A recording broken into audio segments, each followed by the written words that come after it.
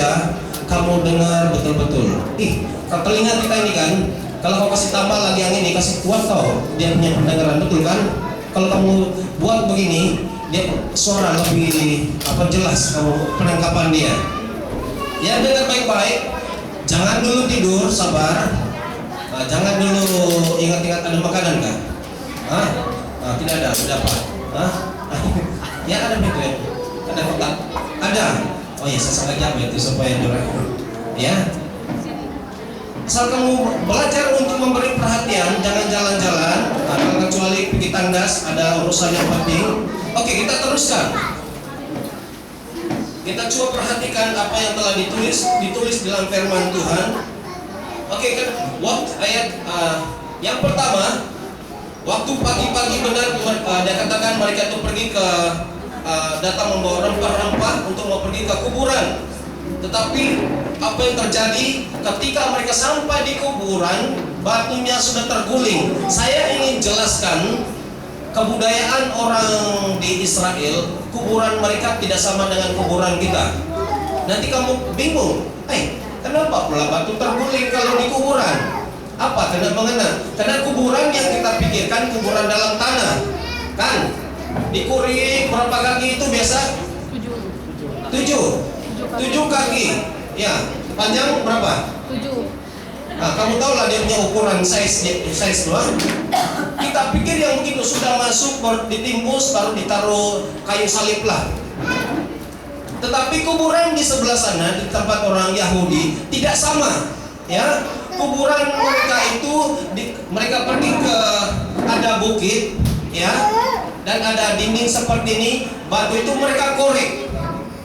Mereka korek sehingga dia menjadi seperti ada satu lubang gua yang kecil. Kamu pernah nampak gua kan?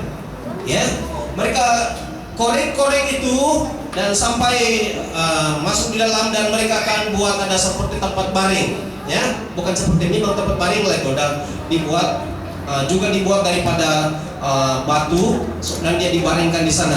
Lepas itu pintu dia mereka buat lagi pintu dia yang bulat, biasa kasih guling dia, jadi penutup gua itu kuburan. Kamu paham sudah? Ya, kuburan waktu zaman Yesus itu di dalam gua yang kecil yang dibuat oleh manusia, dan pintunya ditutup dengan batu yang bulat seperti tayar yang besar dan digolek, dan tidak boleh, satu orang tidak boleh karena itu terlalu berat.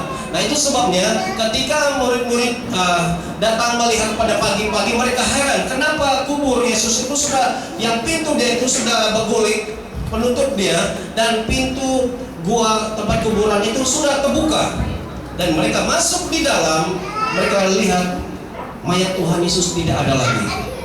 Ya, apakah tidak terkejut kan? Kenapa pula kuburan mayat pun mau dicuri juga, mau dijual kan?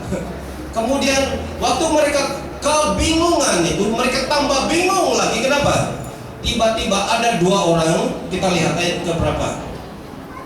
Ayat keempat. Sementara mereka berdiri termangu-mangu. Bahasa ini bahasa Indonesia. Bahasa di sini apa itu? Termangu-mangu. Siapa yang biasa bahasa Indonesia? Termangu-mangu. Ya. Ya. Heran. Terheran-heran. Ya. Heran, separuh bingung, separuh apa lagi? Tidak tahu apa. Sudahlah, dia lihat pintu itu terbuka. Sudahlah, dia tengok mayat Yesus tidak ada di sana. Dia lihat lagi ada malaikat, 2 orang pakai baju yang berkilau-kilau. Tambahlah, bukan heran, memang luar biasa punya heran. Mungkin dia pucat muka dia. Dia menjadi bingung sekali. Tapi dengar apa perkata-kata yang daripada malaikat ini. Mari kita lihat ayat yang ke-5. Mereka sangat ketakutan dan menundukkan kepala, tetapi kedua orang itu berkata kepada mereka, "Mengapa kamu mencari Dia yang hidup di antara orang mati?" Pun tambah lagi mereka bingung. Tidak pernah mereka didengar kata-kata seperti itu. Kenapa kamu cari Yesus yang sudah hidup dari antara orang mati? Tambah lagi kamu pun tidak paham. Tapi inilah yang terjadi. Lihat Apabila sesuatu terjadi yang di luar kemampuan kamu untuk mengerti, kamu jadi terheran-heran, menjadi bingung, tenang saja. Katakan, tenang saja. Lagi sekali, tenang saja. Tarik nafas.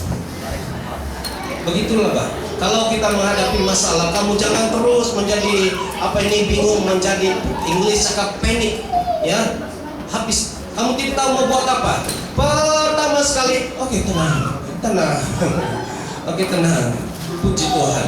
Dan dari situ baru kita mulai melangkah. Oke, kita lihat lagi apa yang terjadi seterusnya. Ayat yang ke-6, ia tidak ada di sini.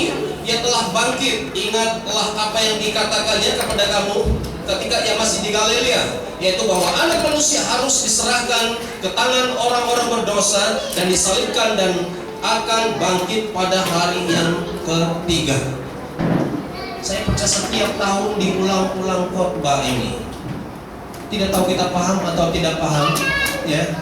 Biasanya kalau sesuatu yang diulang itu supaya tujuannya supaya kita paham, ya. Tetapi kalau tidak paham itu luar biasa juga.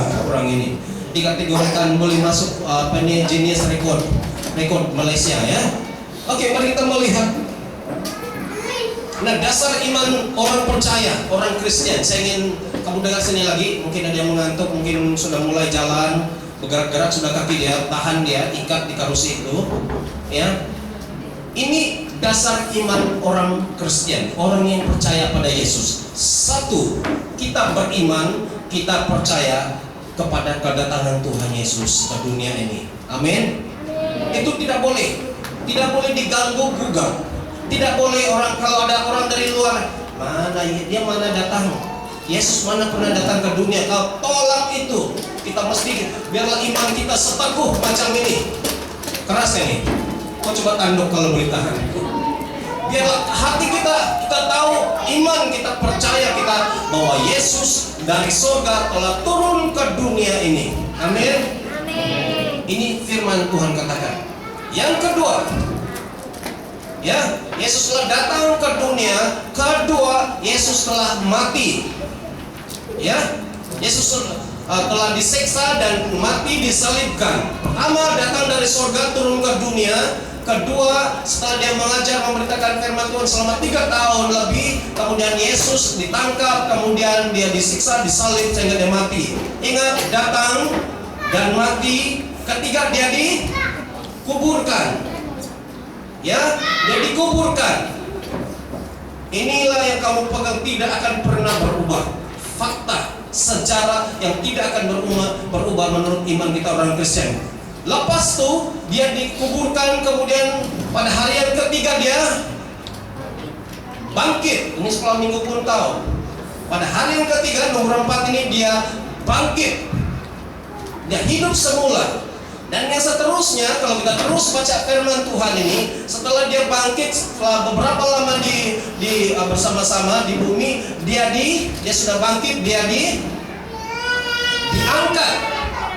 ya, dia diangkat, dan itulah yang paling last. Dan sudah digenapi, dia datang sudah digenapi, dia mati sudah digenapi, kemudian dia dikuburkan sudah digenapi, dan dia dia bangkit sudah digenapi. Yang kelima, dia akan datang kedua kali. Kalau 1, 2, 3, 4 ini betul, yang kelima ini pasti juga betul. Amin. Dia akan datang. Di dalam hadis orang Islam pun mengatakan Nabi Isa akan datang. Ya, kamu pernah tahu nih, pernah baca? Ini malah tidak tahu baca kan?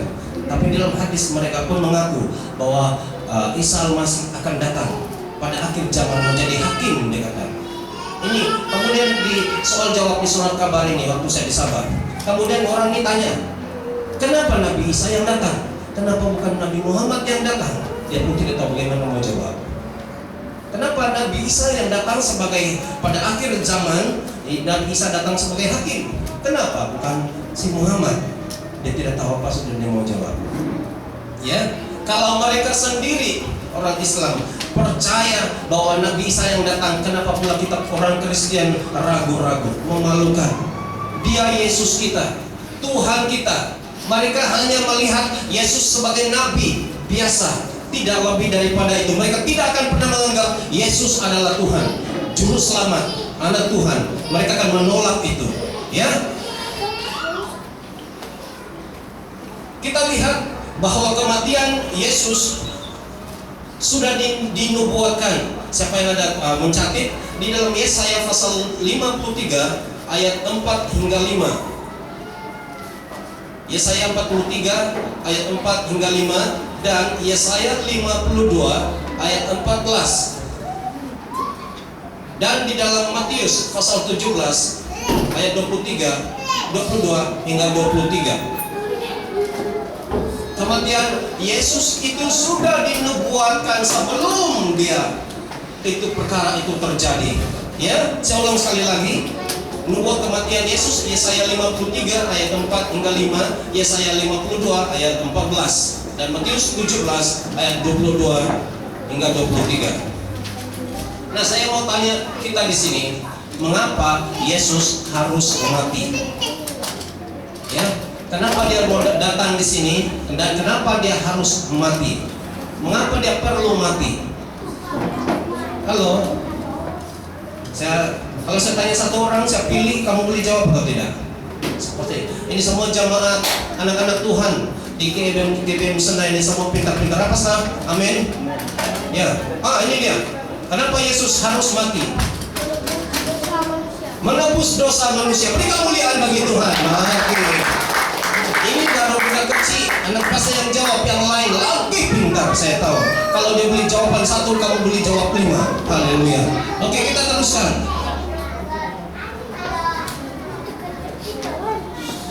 Yesus harus mati karena inilah satu-satunya cara. Tidak ada cara lain. Ya, ini saja satu-satunya jalan. Saya percaya Bapa di surga itu banyak jalan dia boleh pilih. Pintar, plan A, plan B, plan C, banyak dia boleh buat. Tapi Bapa di surga pun sudah pilih semua jalan. Tidak ada jalan lagi. Dan hanya satu saja jalan, satu saja cara untuk membebaskan manusia daripada kutukan, daripada genggaman iblis. Hanya satu saja cara. Yesus harus turun ke dunia dan menjadi korban. Kita juga begini, tidak ada cara lain, hanya satu saja. Dan apalagi Bapa di surga itu ketika dia mengutus satu saja jalan, satu saja cara, ialah pengorbanan melalui kematian. Dan yang harus diutus itu milik Tuhan, Yesus sendiri. Kamu tidak terasakan? Kalau kamu rapat dengan Tuhan, kamu boleh merasakan hati Bapa di surga. Kamu boleh menangis seperti Abraham. Sudahlah, anaknya satu disuruh dipersembahkan lagi, dikorbankan. Kamu pernah bayangkan? Saya jangan katakan si Abraham satu anak saja.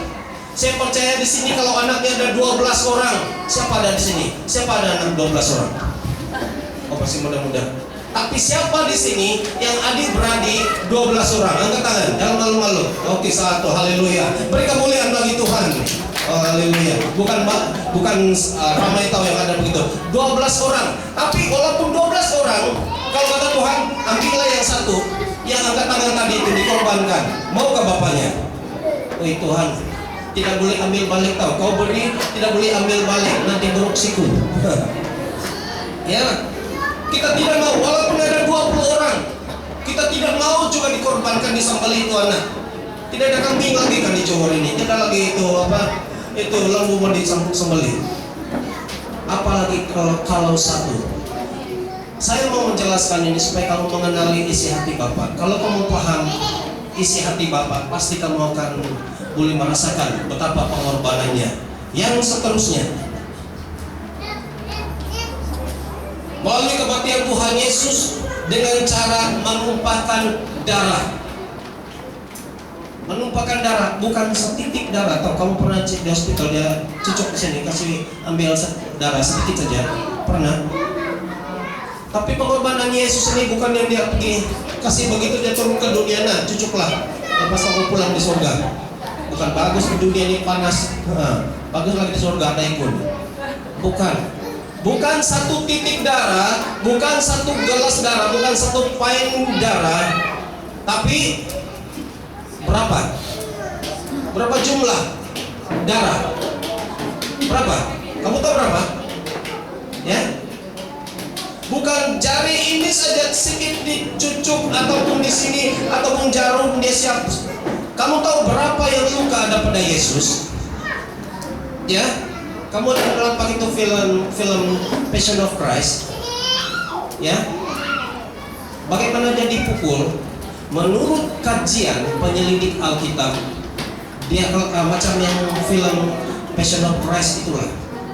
Kalau kamu lihat dia punya kulit itu, kan karena pastor memukul dia itu, dia seperti ada tali, dan di setiap tali itu ada seperti yang paku, dan dia kalau dia pukul begitu dia tarik, karena waktu dia pukul dia melekat, ya, dan dia tarik itu apa saja semua isi dia akan tercabut, dan bukan sekali dipukul.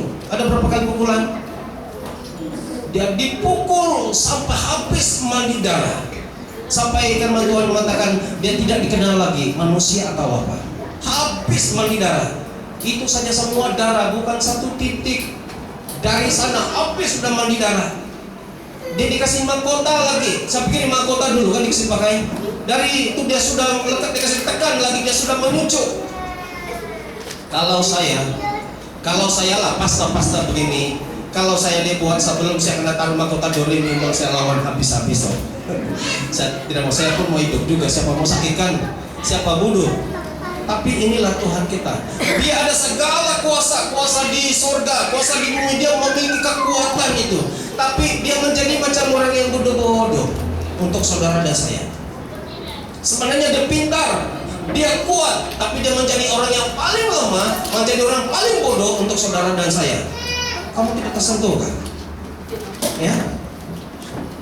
Karena dia tahu dia punya lawan. Kalau orang itu memang tidak kuat, kalau orang itu memang bodoh, bahalul, kalau orang itu memang tidak kuat, dia dibuat apa-apa saja pun memang pada dalam muka dia.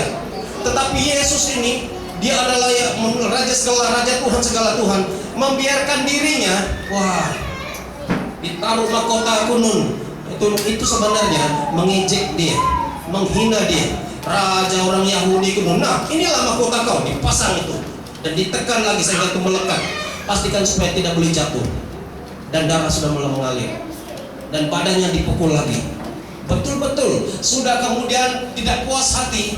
Saya masih terpikir-pikir sampai sekarang. Kalau badan Yesus sudah habis koyak-koyak, dipukul, lepas itu dia disuruh jalan pikul kayu salib. Tahu? Kamu pernah pikir?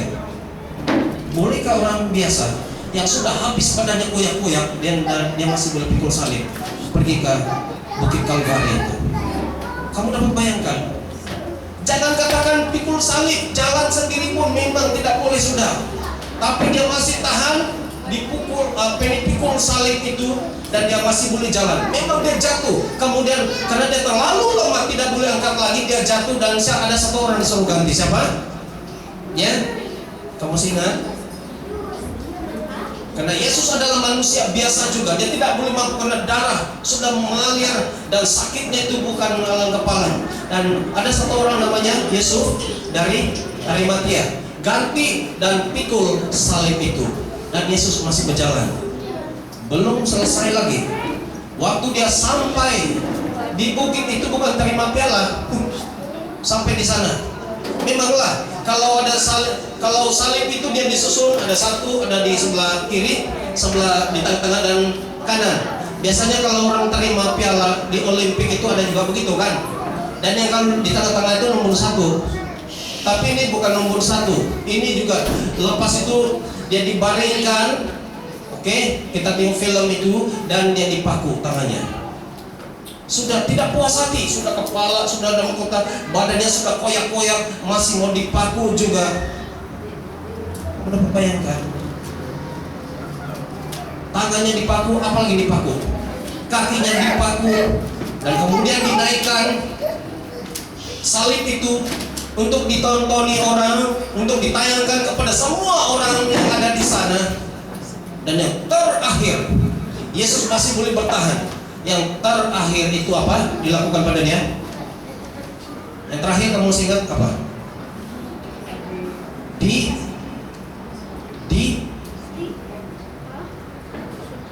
Rusuknya. Kamu jangan lupa ini, apa yang dunia, apa yang setan perlakukan terhadap Yesus. Dan Yesus tidak sedikit pun komplain. Ada yang pendengar, hati tersentuh. Yesus tidak pernah komplain. Walaupun itu bukan untuk dia, untuk siapa, tapi untuk saudara dan saya. Dia tidak komplain.